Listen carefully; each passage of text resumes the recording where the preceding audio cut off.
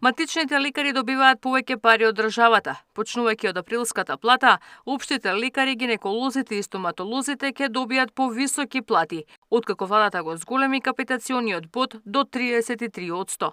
Согласно оваа одлука, вредноста на капитациониот бод за општа медицина и гинекологија ќе се зголеми од 75 на 100 денари, додека за стоматологија од 61 на 75 денари, што представува зголемување од 33, односно 23%. Ова зголемување доаѓа по повеќе годишна стагнација во периодот од 2019-2022 година.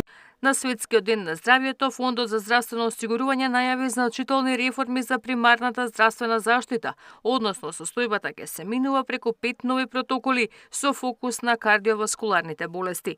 Дополнително за тоа, Фондот за здравствено осигурување воведува нови цели за превенција и рано откривање на малигни заболувања на простата, на дебело црево и на грло на матката, заедно за лекарите и за гинеколозите. За прв пат се воведува превентивна цел за ментално здравје. И тоа посебно насочено кон рано откривање на депресија кај млади луѓе од 18 до 35 години. Година во одбележувањето на Светскиот ден на здравјето е со фокус на мајчинското здравје и здравјето на новороденчињата. Најважната работа е промоцијата да се допре до сите овие умови кои што не доаѓаат на редовни контроли, тоа значи прегледи и взимање на тестови. И втора работа е вакцинацијата кога збориме за заштитата од ракот на грлата матка.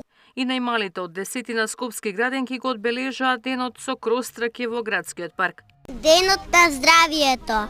Да трчаме, да пиеме вода, да јадеме здрава храна и да не гледаме многу во телефони. Правиш ти за да бидеш многу здрава?